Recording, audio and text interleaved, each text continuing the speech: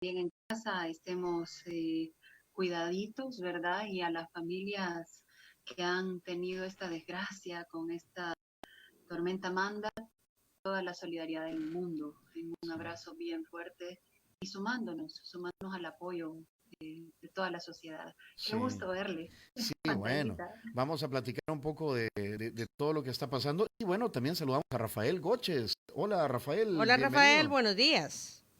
Buenos días, Diana, Tony y Naida, un gusto estar con ustedes. Pues qué Gusto. bueno que nos acompañan. El tema es pues el análisis de cómo han sido estos 365 días de la administración de Nayib Bukele al frente del órgano ejecutivo, que ha incluido dos situaciones que no las esperábamos, ¿verdad? Una crisis dentro de otra crisis, que es una crisis mundial como lo es el COVID-19, Diana Verónica. Por un lado, ¿verdad? Y por el otro, esta situación atemporalada que comenzando el invierno se vino con todo, pues cuando hemos estado acostumbrados a que este tipo de fenómenos los tenemos ya un poco adentrados del invierno, ¿verdad? Y por ahí agosto, septiembre, en donde esperábamos que ya se hubiera controlado la pandemia de COVID-19, pero no, se viene ahora. Y la verdad que se ha venido con mucha fuerza la naturaleza. En medio de todo eso, se llega el primer año. Sí. A ver, Naida, ¿cuáles son sus primeras ideas, impresiones? ¿Qué piensa? Yo creo que digamos que es una transición atípica, digamos que es una alternancia atípica después de la firma de los acuerdos de paz, ¿verdad? O sea, una de la lógica o uno de los elementos que traía implícito después de la firma de los acuerdos de paz era precisamente la actuación política partidaria de uno de sus miembros que emblemáticamente en los últimos 50 años, digamos desde los 70 hasta ahorita, o bueno, hasta ese momento del 92 no habían podido participar de manera activa, directa y legal en un ejercicio electoral, ¿verdad? De manera abierta. Entonces, de 1992 para acá, si bien es cierto, hubo una alternancia entre Arena, FMLN, Ujú. esta misma alternancia, digamos que tenía otras características, no las características de un tercer actor que es el que estamos viendo ahora. Entonces, en este escenario, creo que ha pesado mucho más esta escena política de lucha de poderes, ¿verdad? Y de poderes me refiero a poderes económicos, poderes políticos per se, entre otros tantos, que el mismo avance estratégico y de planificación de mediano a largo plazo de un Estado. O sea, ha pesado muchísimo más un mecanismo de desgaste de estos actores políticos que han compuesto la política anterior, ¿verdad? O el escenario o el sistema político anterior, Ujú. que lo que realmente debería de atenderse desde una lógica más tradicional y construida de políticas públicas que resuelven las problemáticas de las personas. Ujú. No obstante, creo que hay algunos elementos que se pueden considerar.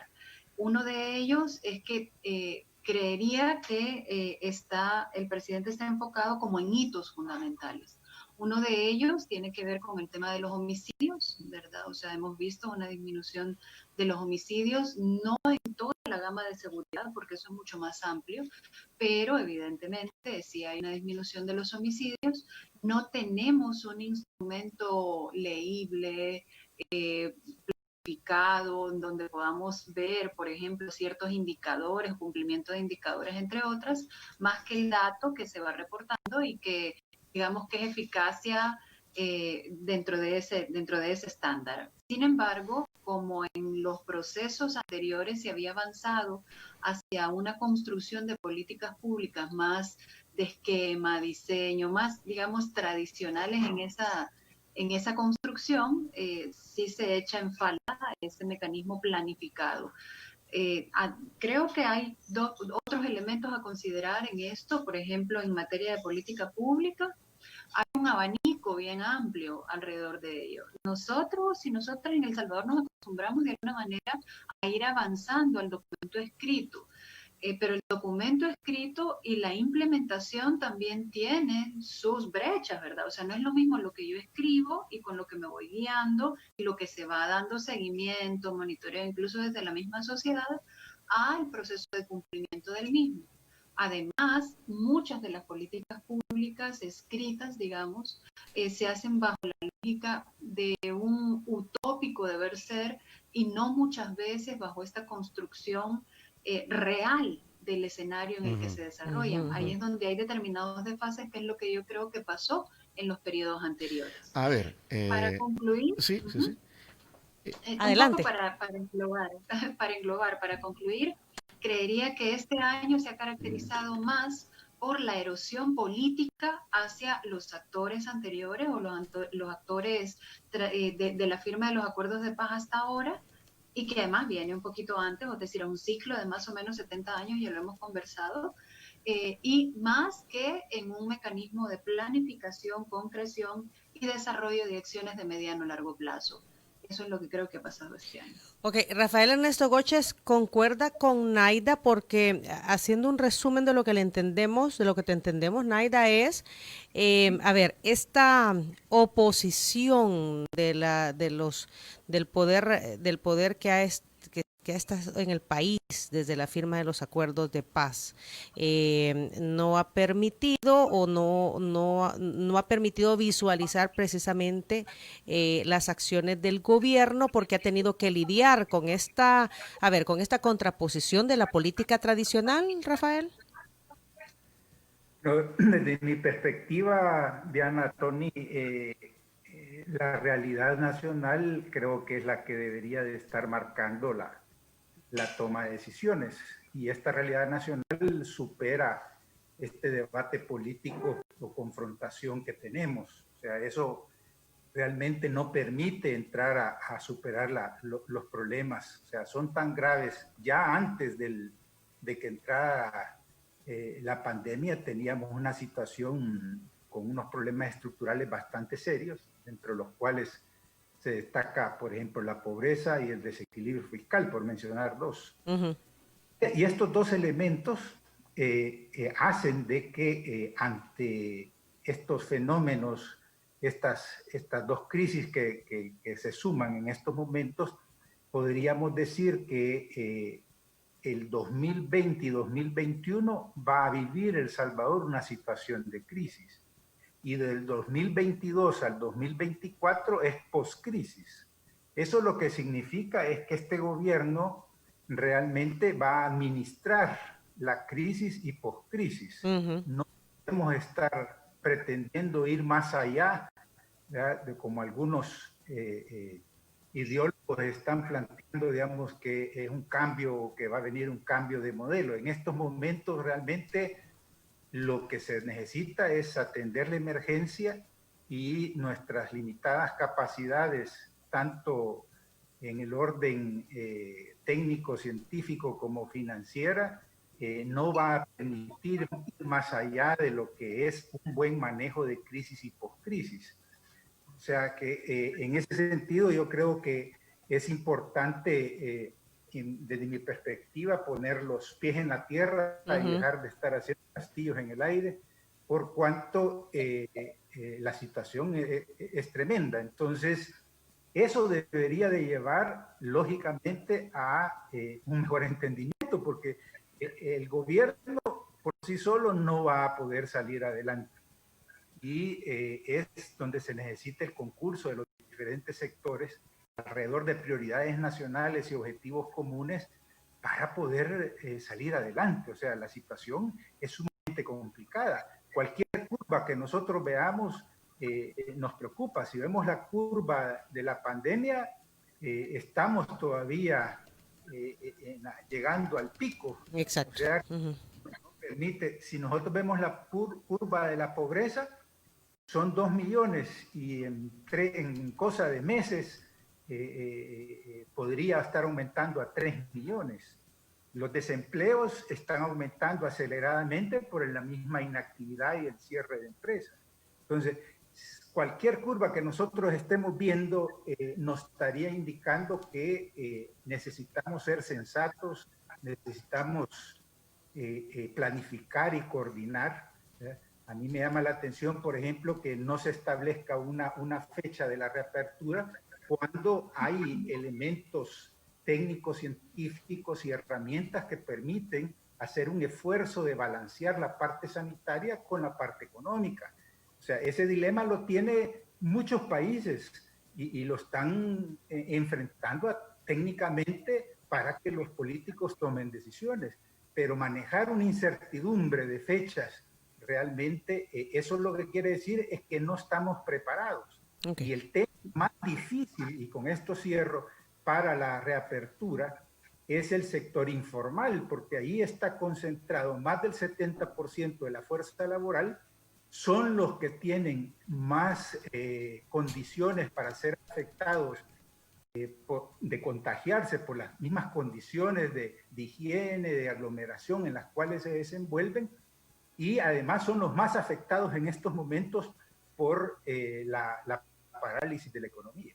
Ok, Rafael, esa visualización es como en este momento estamos. Y antes de seguir analizando, en este momento estamos y hacia dónde vamos, ¿cómo analiza usted las acciones tomadas por el presidente Bukele hasta este 1 de junio? Ya sabemos que se vino una emergencia que no estaba contemplada encima y dentro de la misma se vino esta otra de las lluvias, pero ¿cómo llega Nayib Bukele a sus primeros 365 días? Bueno, la verdad es que yo dividiría en dos fases. Uno es el primer semestre de junio a diciembre del 2019, donde ahí dieron señales importantes, digamos, como la baja de homicidios, la aprobación del presupuesto de la nación a tiempo, un acercamiento con sectores importantes de Estados Unidos y con el mismo sector privado del país, asistió a la reunión del ENADE, anunció que el doctor Husman estaría elaborando un plan y que lo entregaría el 1 de junio del 2020. Eso así cerró. De repente entró la segundo fase, digamos, del primer año, que es el segundo semestre, y ahí empezó, digamos, toda esta dinámica marcada por la pandemia, aumentó el nivel de confrontación con los diferentes sectores del país. Uh-huh. Y en estos momentos el país, ojo, el país está entrampado en la emergencia sanitaria, en la reapertura económica y en la lucha por el control del aparato estatal. Entonces, estas tres variables nos tienen entrampados y es un escenario bastante difícil porque estamos justamente en medio de la crisis tanto de demanda como de COVID-19 y por lo tanto el llamado, digamos, a un diálogo, a espacios de lograr establecer prioridades y objetivos comunes es fundamental. O sea, el país ahorita estamos en una decisión tan difícil que nos hunde más si nosotros seguimos estirando la cuerda, como se dice popularmente. Uh-huh. Tal vez misma pregunta para Naida. Sí, yo creo que precisamente eso es lo que se ha caracterizado, sobre todo en este año, ¿no? Esa lógica de tensiones que en algún momento se platicó, o sea, la crisis de gobernabilidad democrática iba a llegar. Esta crisis precisamente considerando los actores que están en uno de los órganos de Estado que tienen fuerza decisoria, tienen además un mecanismo de control del poder, ¿verdad? O sea, al fin y al cabo las instituciones se deben de controlar entre sí y que llegó. Este primer momento que cita Rafael, el primer semestre. Sí. Uh-huh. El primer semestre, digamos que tuvo de alguna forma pequeños visos, pero no se materializaban, porque recuerdo cuando hablaron incluso del tema de la construcción del edificio de la Asamblea Legislativa, cuando se estaba discutiendo incluso el presupuesto, hubo una serie de tensiones, ¿no?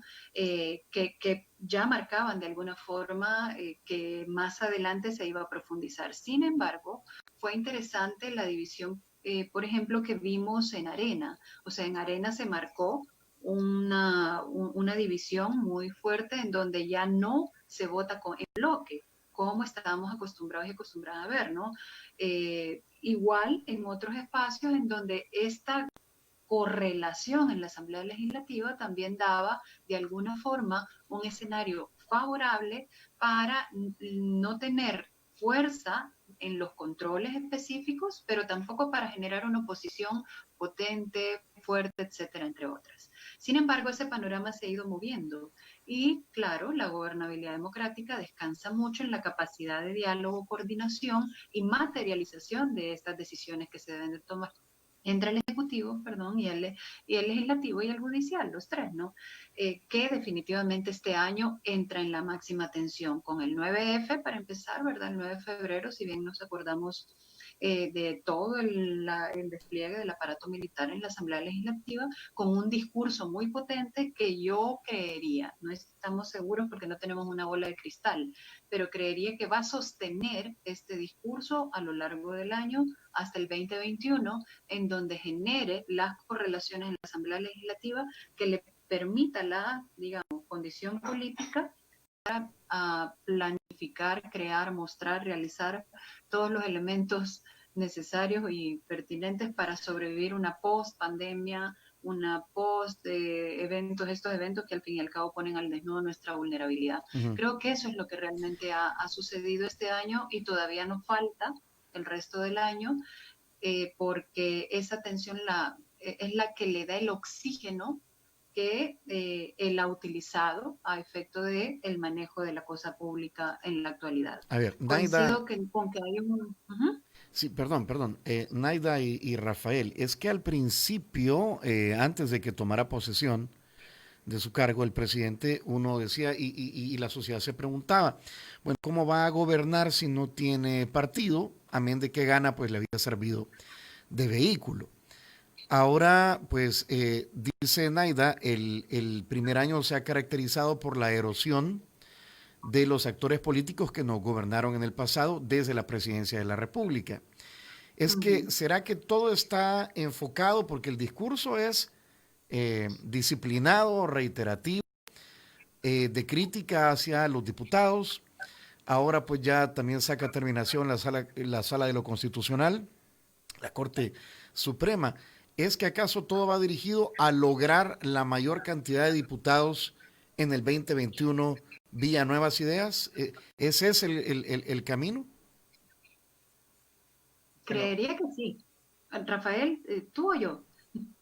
¿Nos turnamos? Oh, tú. Ok, gracias. Creería que sí, Tony. De hecho, hay un estilo muy particular de gobernar que en literatura de la ciencia política se llama populismo. Y no es lo que peyorativamente conocemos. O sea, nosotros conocemos el populismo como aquel que anda regalando láminas o delantales o guacales, etcétera. El populismo es muy profundo y no tiene ideología. El populismo es una forma de gobernar que implica el desgaste permanente a quienes se señalan o a quienes se culpabilizan de problemas, por ejemplo, estructurales como los que tenemos en el país. Entonces, ese discurso recurrente de señalar a la oposición, que además no ha tenido, digamos, la posibilidad de crecerse y de representarse como una oposición consolidada, inteligente, con capacidad de reaccionar, con una nueva forma de hacer política, entonces definitivamente nos pone en el escenario en el que estamos. Lo va a mantener seguramente hasta el 2021 y aquí sí hay que hablar desde el proceso de comprender qué es lo que está sucediendo, porque es muy peligroso que también no exista un ejercicio de control o no exista una oposición capaz de generar los controles necesarios para avanzar en el camino de la democratización, que es en donde hemos dado un par de pasitos hacia atrás. Tampoco es que hemos dado una marcha en reversa totalmente así a toda velocidad, ¿no? Esto hemos cohabitado en un régimen híbrido desde hace mucho rato ya, o sea, en este régimen en el que vivimos entre democracia, dictadura, avanzamos en democracia electoral, pero también tenemos problemas estructurales no resueltos a través de política pública, tenemos un comportamiento en las instituciones de Estado que tiene mucha filtración de corrupción, entre otras tantas. Entonces, claro, eso también erosiona al sistema político y eso es lo que ha dado oxígeno al presidente que tenemos actualmente, ¿no? Ok, Rafael. Bueno, en las situaciones de crisis de la magnitud con la cual estamos viviendo, es lógico, digamos, que se requiere una acción vertical de mando para atenderla, y eso refuerza todavía más, y por eso no debería extrañar, digamos, las encuestas en las cuales los puntos que había perdido lo recupera durante la crisis que vivimos. Y eso generalmente sucede. Pero mi punto es en el sentido de ver la realidad nacional. O sea, al estar entrampado el país dentro de la emergencia sanitaria, la reapertura económica y la lucha por el control del aparato estatal, eso lo que significa es que los que mencioné inicialmente, de que vamos a estar en crisis 2020-2021 y post-crisis 2022-2024, es que no le conviene a El Salvador seguir en esa dinámica, porque pongámonos en la parte económica. En la parte económica, la discusión, digamos, de la reapertura, a mí realmente me llama mucho la atención de que no se esté preparando ni estableciendo fechas. De repente dicen una fecha, de repente otra.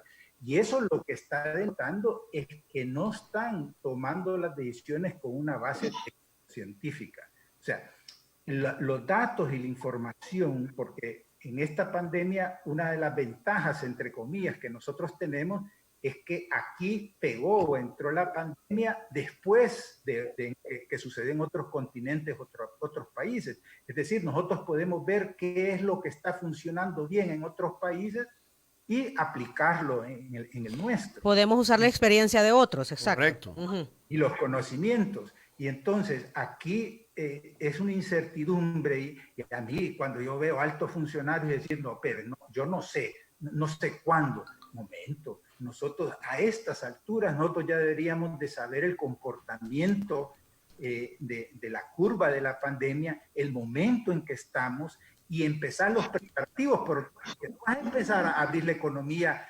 pasado mañana y hacer que toda la gente cumpla los protocolos y que se informe cuáles son las conductas que se requieren. Eso necesita tiempo y preparativo y no hay nada de eso. O sea, a mí lo que me preocupa es que teniendo tan fuerte el sector informal en el país, con arriba del 70% de la fuerza laboral, si se abre y no se han creado las condiciones, el rebrote va a ser de alto riesgo. El rebrote es inminente. Rafael y Naida. Sí se abre. Si se abre, sin los preparativos. Mi punto es de que el manejo de la crisis requiere coordinación con todos los sectores.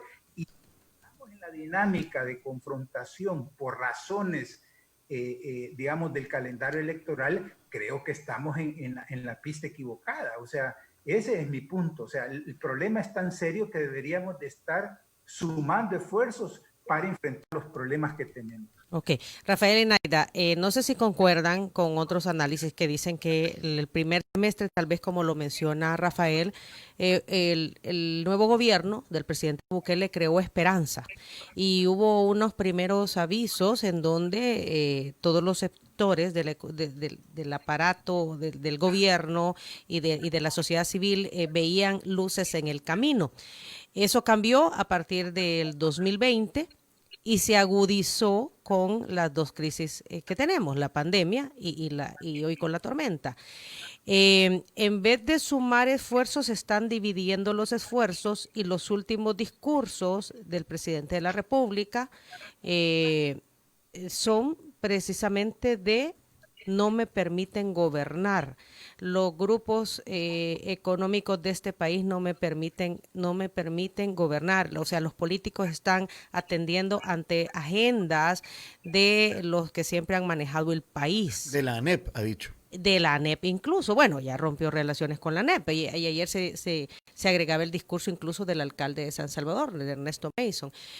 Contra su propio partido y el jefe de fracción de su partido. Y además dijo, ¿verdad?, contra la familia Simán. Ajá, y dijo la familia La Simán. familia Simán que están detrás de los miembros de los diputados y queriendo manejar las líneas del país.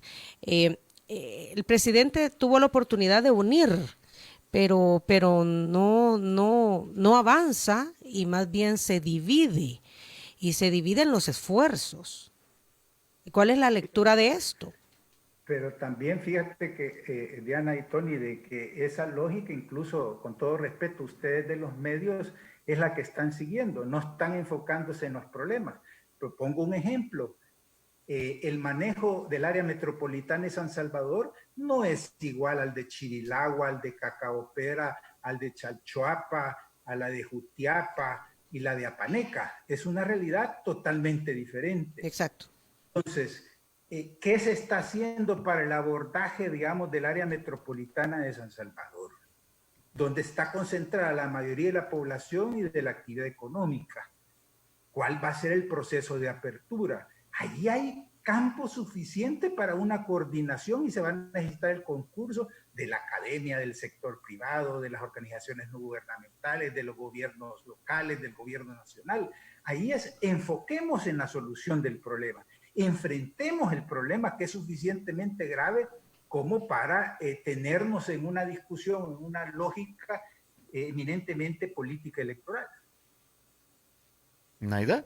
Sí, ahí yo sumaría un par de elementos más. En efecto, él está como separando, políticamente hablando, aquellos actores, ¿verdad?, de lo nuevo que está irrumpiendo. Ese fue su discurso incluso en campaña, eso fue lo que de alguna forma también lo fue posicionando. Ese discurso también le permitió ganar por el cansancio de la gente frente a actores políticos que ya gestionaron la cosa pública y que no hay satisfacción desde la percepción de la población frente a su ejercicio de gestión, ¿no? Entonces, yo creo que es bien importante reconocer que este tránsito, la utilización del discurso, la construcción de la historia, la creación del personaje que es el presidente de la República, ahorita va a prescindir de lo que esperamos muchas personas que de alguna forma hemos tenido lecturas de otro tipo de políticas públicas, etcétera, versus este personaje que de alguna forma encarna el cansancio de la población. Entonces, ahí es donde estamos divididos. Por eso es que él, incluso en la construcción de su discurso, antier, cuando llegó a la Comunidad de Israel, señaló a organizaciones de derechos humanos, señaló a la Asamblea Legislativa, señaló a la Sala de lo Constitucional, señaló a todo lo que represente un actor político, parte de esa lógica de funcionamiento de política que él está tratando de desmarcarse desde la campaña electoral, y que es lo que de alguna forma la gente, la población apoya. Pero ¿qué es lo que pasa también? O sea, para que exista un discurso tiene que haber una persona que lo escucha y lo abraza. Entonces, no solo es el planteamiento del presidente, por eso él recurre mucho a las encuestas, por eso él recurre mucho al termómetro de la percepción, porque claro, él se nutre de esa percepción a efecto de saber cómo ir modulando esta parte discursiva. Creo que estamos frente a un presidente que se ha pensado en plazos determinados, con una estructura, y aquí habría que profundizar un poquito más, no estoy segura, porque habría que investigarlo, ¿verdad? Pero creería que está bajo la creación de un andamiaje económico de diferente tipo al que vimos de los años 90 hasta 2019. ¿A qué se refiere? Precisamente en una doctrina neoliberal, en la liberalización de la economía, en la erosión de la institucionalidad pública, en una serie de elementos que lo fueron conformando hasta 2019, y que todavía subsiste. Creería que él va a generar o tiene la intencionalidad de generar este andamiaje que lo va a poner en pugna o que lo pone definitivamente en pugna frente a estas visiones empresariales y que son acuerpadas por un instituto político que tampoco representa ya a todo, digamos, a toda esta lógica de poder económico. Entonces tenemos poderes económicos con visiones distintas, aunque este poder económico a la larga se une. O sea, cuando nosotros vemos esa fotografía del presidente reunido con De Sola, con Murray Mesa, con estos apellidos que realmente reconocemos, que es curioso porque algún analista decía en algún momento, sabemos el nombre, pero no todos le conocemos la cara, ¿verdad? No todos le conocemos el rostro, pero definitivamente sabemos de quién se está hablando cuando se dice el apellido, versus otra arista que actualmente todavía considera que el partido político es un brazo importante o un brazo necesario para materializar sus propios intereses. Entre ellos tenemos a Simán, entre otros tantos. Entonces, eso es lo que está sucediendo como ahorita en función de este andamiaje económico, de la pugna de poderes frente a la visión económica, porque hay una cosa que no podemos obviar tampoco, la estructura económica determina la política que sucede en El Salvador, y eso hay que decirlo tal cual. Ojalá llegáramos en algún momento en que lo económico fuera realmente parte de una visión integral de la construcción de la institucionalidad, pero no la visión total, que es lo que realmente prácticamente ha determinado mucho de lo que somos como república.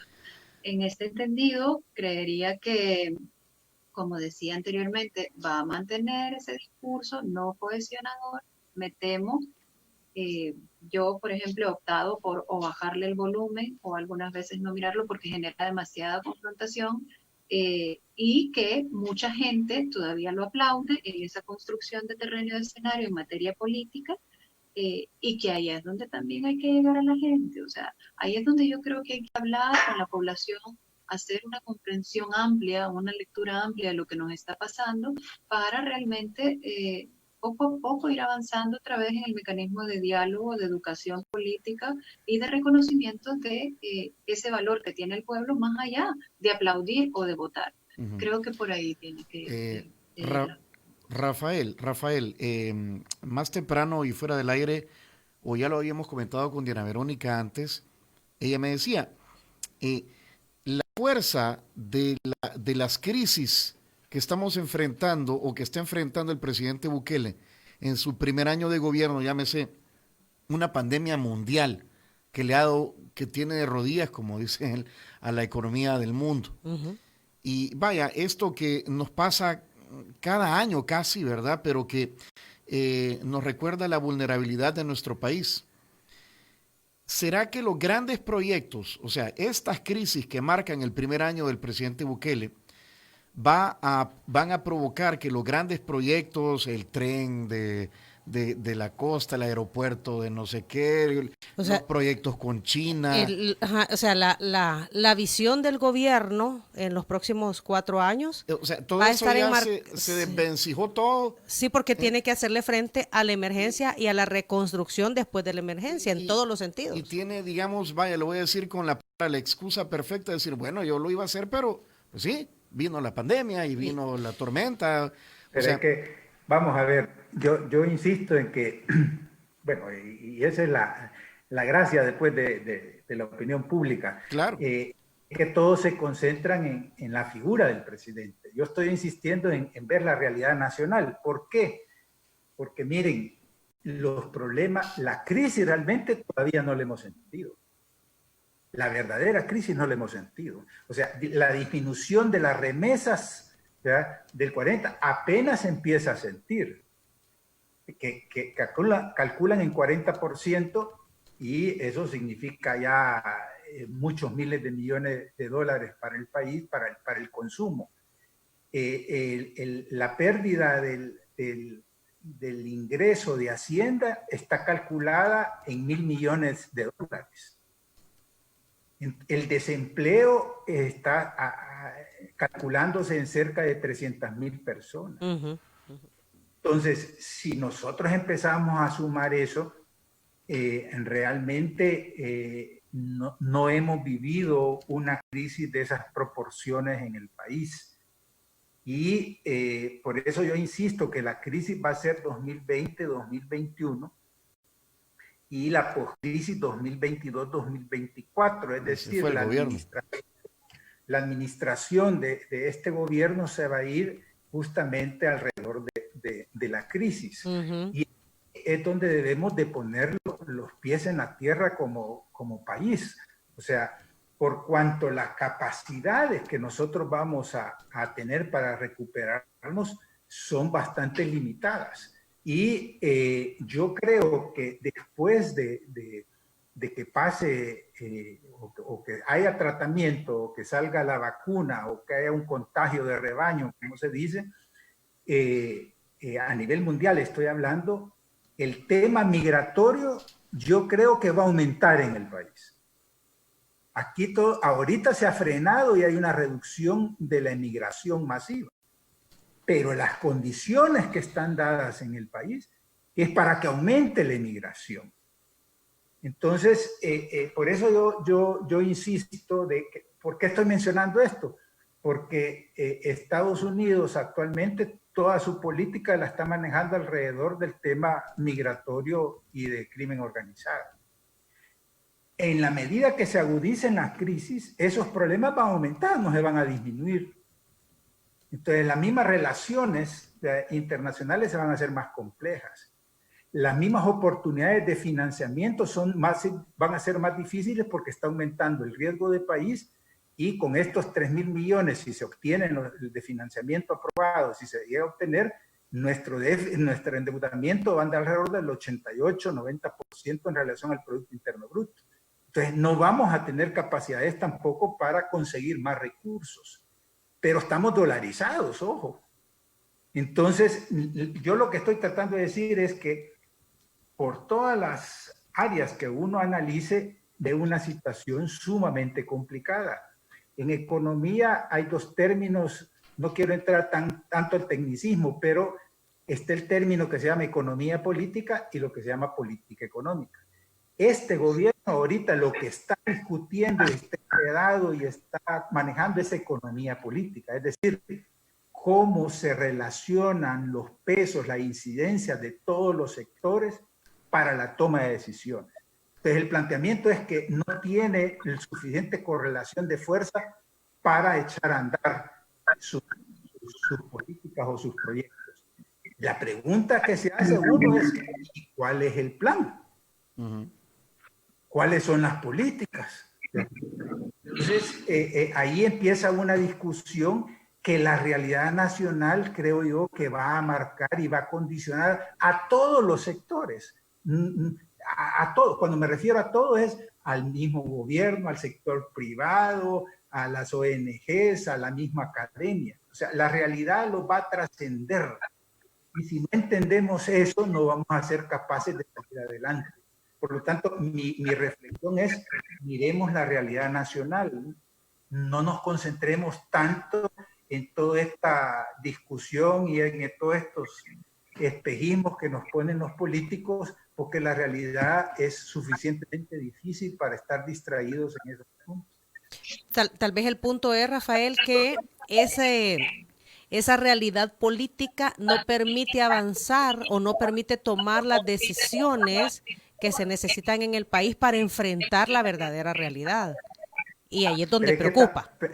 Pero es que también, Diana, también yo, por eso, y yo vuelvo a reiterar mis respetos y disculpas, es que también la información que se le está trasladando a la ciudadanía no va en función del conocimiento de esta realidad. Porque, por ejemplo, la academia, con todas las disculpas, algunos han empezado a hacer algún esfuerzo, por la mayoría están haciendo encuestas están haciendo las universidades. O sea, no están haciendo un análisis, una propuesta, son muy pocas las que están trabajando. Entonces, yo creo que también los diferentes sectores tienen que reaccionar y ser más proactivos. Digamos, la academia, la sociedad civil organizada.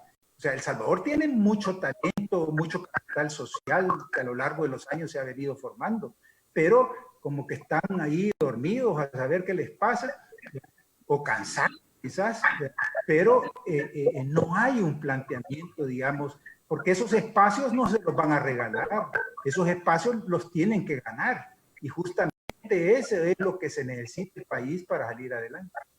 A ver, Naida, ¿será que comparte la visión de Rafael?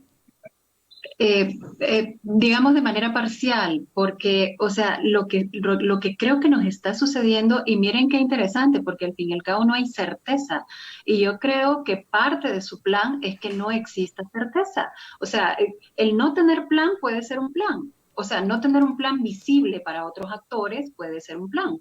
Y puede ser un plan precisamente a efecto de resguardar cualquier tipo de ataque que pueda venir de cualquier flanco de oposición. Eso es política pura y dura. Entonces, nosotros estamos acostumbrados a generar un mecanismo de incidencia sobre lo que se muestra, sobre lo que se dice, que debería de ser, en el deber ser, debería de estar fundamentado con datos estadísticos, con evidencia, con rigor científico, con elementos suficientes que permitan tomar la decisión política. Eso es en el deber ser. Eso es en un escenario en donde, por ejemplo, en democracias plenas se tienen varios elementos alrededor de los cuales se construye con base en evidencia, entre otras. Pero estamos asistiendo en este primer año, y me temo que en siguientes, y nos va a pasar factura, y ahora tiene todo sentido el discurso de hace un año, que también decía Abraham Medicina Amarga, etcétera, etcétera, que además fue un discurso que no fue tradicional, no fue de promesa, no fue de decir voy a construir tales cosas, ni voy a entregar tales cosas, no. Fue un discurso muy en la línea de lo que hemos visto durante todo este año, el pueblo y yo, punto, y Dios, porque además había una relación entre el pueblo, Dios y él, y nadie más. Entonces creo que cualquier intencionalidad de otros actores de participar de política pública pasa primero por generar un mecanismo de educación política y de comprensión de lo que está sucediendo. ¿Por qué?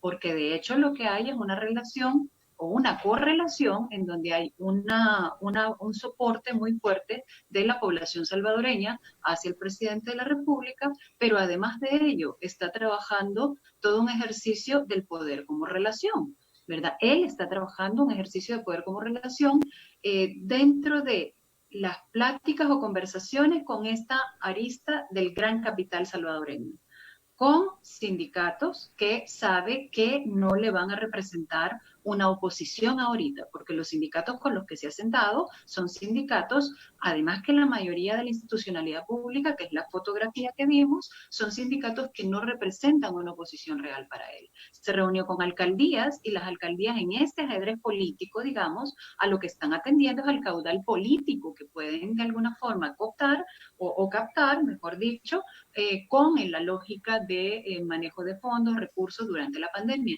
Estamos frente a un tablero de ajedrez político bien interesante, y que definitivamente a lo que nos llama además de manera comprometida es a dos cosas: o hacemos política, porque no es lo mismo analizar política que hacer política, ¿verdad? Entonces, o hacemos política o generamos todo un proceso de educación política y entre otros tantos elementos que permitan una reacción más razonada de una población que, abandonada por tantos años, ¿verdad?, con problemas profundamente estructurales, trabaja más desde la emoción, porque nos mueve mucho la emotividad. Al voto latino, al voto salvadoreño nos mueve mucho la emotividad. Entonces, que trabaja mucho el sentido de la emotividad, y que nos ha faltado trabajar mucho el tema de la razón. Y es que también es difícil razonar cuando no se tiene comida, cuando no se tiene agua, cuando no se tienen todos estos elementos. Por ahí van varios de los comentarios de nuestros amigos radioescuchas. Dos comentarios. Yo veo a Naida bien, a un pasito de meterse. No sé por dónde, pero yo veo que ya casi se lanza. Y Rafael que bueno, nos está diciendo, no nos dejemos luciar o sorprender por persuadir fuegos artificiales, y veamos bien cuáles son los verdaderos problemas que tiene el país. Por ahí va la cosa. Por ahí va. Entendemos, Rafael, el tema es, dejemos de darle prioridad a las discusiones estériles, ¿verdad? Cuando en realidad tenemos que estar proponiendo, bueno, y qué hacemos con las dos emergencias que tenemos. Como usted lo decía, es cierto, la verdadera emergencia se va a venir a un par de meses cuando tenemos una economía deprimida, gente sin empleo y también con una migración difícil, porque ¿y para dónde, verdad? Si los otros países están en la misma situación y la caída de las remesas. Se lo voy a poner así gráficamente. Todo el gabinete anda de arriba para abajo ahorita. Todo el gabinete, porque la crisis se lo demanda. Y realmente están 24/7, andan ahí con un muro, que la calle, que una calle, que la otra, que la vivienda. O sea, están absorbidos porque la crisis se los demanda. O sea, no tienen tiempo ahorita para pensar estratégicamente. Ellos están las 24 horas y los 7 días dedicados a la crisis porque así se lo demanda la realidad. A reaccionar. Reaccionar. Entonces mi pregunta es, bueno, sí, pero ¿quién está pensando estratégicamente en términos de lo que estamos hablando? Porque si así fuera, un análisis marxista sí dice, digamos, que la economía es la determinante de lo político. Si eso fuera cierto, ya se hubiera dado la reapertura. Y no es así. Entonces, ahí hay una discusión que desde mi perspectiva es porque no se tiene el respaldo técnico-científico para las tomas de decisiones. No es tanto una discusión así de hilos y de estar viendo y que... No, es que no se tiene un conocimiento que le permite establecer un orden y una planificación, porque el tal coronavirus no está identificando que los salvadoreños están confrontados y que no, el coronavirus avanza. O sea, somos, digamos, la organización social y las personas las que se preparan para contener y mitigar el coronavirus. Entonces, yo creo que jugar con este drama en la población no es beneficioso. O sea, lo que nosotros estamos haciendo es dando vueltas en círculos y estar girando alrededor y estar pensando de las próximas elecciones.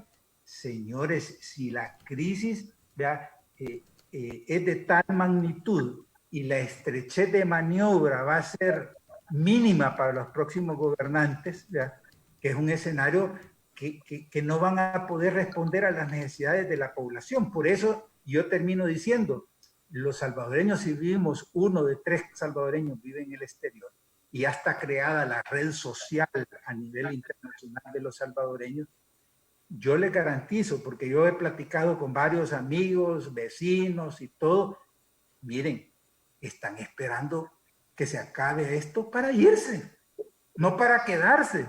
¿Qué quiere decir eso? Que no ven perspectivas positivas en El Salvador, independientemente de quién esté gobernando. La población se va a ir. O sea, no vayan ustedes a pensar de que están depositando todos los salvadoreños y apostándole a su país. No, están viendo cómo mejoran a sus hijos y a sus nietos y les dan mejor perspectiva. Entonces, esa situación es la que tenemos. Y si se agudiza la crisis, va a aumentar la migración. Ese es mi punto, digamos, para aquellos que piensan de que una vez esto va a pasar, se va a arreglar. No, señores. No, ese escenario al menos cuáles son los planes, las políticas, los recursos disponibles para tener una mejor perspectiva. Si cuando uno escucha los datos de Hacienda, dice, no sé si tengo para pagar el otro mes. Exacto. Esa es la realidad que tenemos. Naida, ya para ir cerrando, Sí. No sé si se va a tirar a la política o qué pasó. Hacemos política. Yo creo que hacemos, de alguna forma hacemos política, no política con Partidaria. actores que sean partidarios, pero hacemos política. Vamos a ver qué pasa. Creo que es un escenario interesante para hacer política partidaria o independiente, todavía quién sabe. Pero hay que hacer política. No lo descarto, te lo digo, te lo comento. No hay nada decidido todavía. Vamos a ver qué pasa. Creo que hay que hacerlo en algún momento, sí. Solo quisiera, antes de dejarla, digamos, dejar sobre la mesa alguna posibilidad, sí quiero comentar que ojalá se empiece a escuchar, porque creo que el punto de esto radica en ello. O sea, la política pública al fin y al cabo afecta a la población, para bien o para mal. Si la política pública sigue enfrascada en una lógica de erosión y confrontación, entre otras, en algún momento no solo el pueblo se va a cansar y se va a desgastar, sino que además no va a percibir el efecto de una política pública que debe de garantizar el agua, la salud, la alimentación, entre otras cosas básicas, fundamentales que van a tener que cubrirse en los próximos meses y en los próximos años. Y en donde ahí sí coincido totalmente con Roberto, que en efecto vienen meses complicados, vienen meses duros en donde se va a requerir un ejercicio de diálogo, de negociación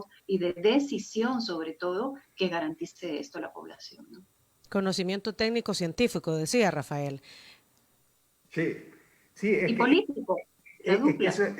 Es que eso es fundamental, porque aquí, miren, yo les pongo el caso para darme a entender en la discusión de la reapertura.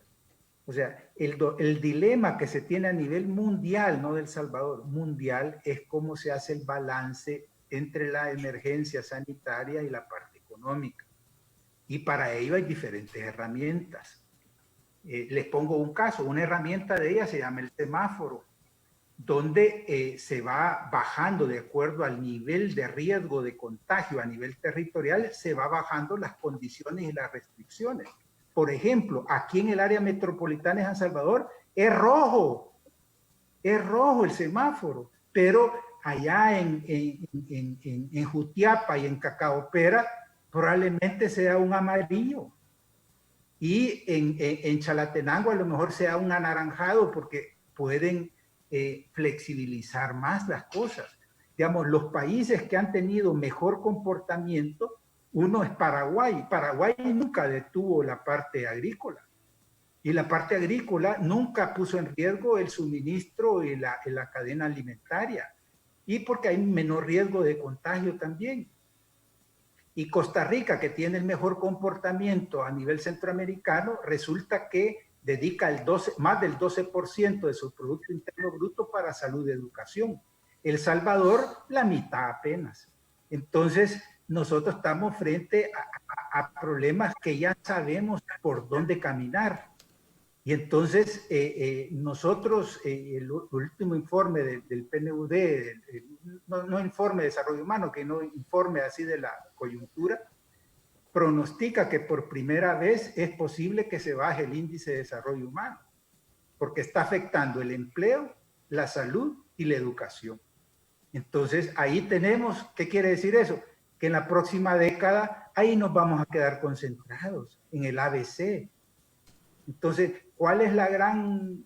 Ahí hay un punto de entendimiento para los diferentes sectores. Entonces, yo creo que hay elementos suficientes como para poder conversar, llegar a un entendimiento y trabajar en base a objetivos comunes. Ok, nos quedamos con esa idea. Rafael, Naida, qué gusto. Gracias por su tiempo. Creo que ha sido una charla muy interesante. Rafael, qué gusto verlo. Desde aquí le enviamos igualmente un abrazo, un saludo, ¿verdad? Esperamos verlo pronto en físico, ¿verdad? Y también a Naida. Ya estoy tuiteando aquí la frase: no descarto una posible participación política. desde un cargo político, porque ya lo hace, dice Naida, ¿verdad? Sí, pues la política hacemos todos. Sí, Exacto. qué malo, Tony, qué barbaridad. Ya ahí iba a ir tallada, ahí iba a encontrar el tweet. Mucha política. Ok, bueno, sí, esta conversación es la primera parte, ¿verdad? Hay que seguir conversando al respecto, sobre todo para tomar decisiones. Gracias a ambos, un abrazo, cuídense. Igual, Adiós, cuídense Tony. mucho. Hasta Diana. luego. Roberto, Que que estén estés bien. bien, Roberto. Rafael. Rafael. Cuídense, por favor. La salud ahorita es lo más importante, ¿verdad? Gracias. Y gracias también a todos los que estuvieron participando a través de la transmisión de Facebook.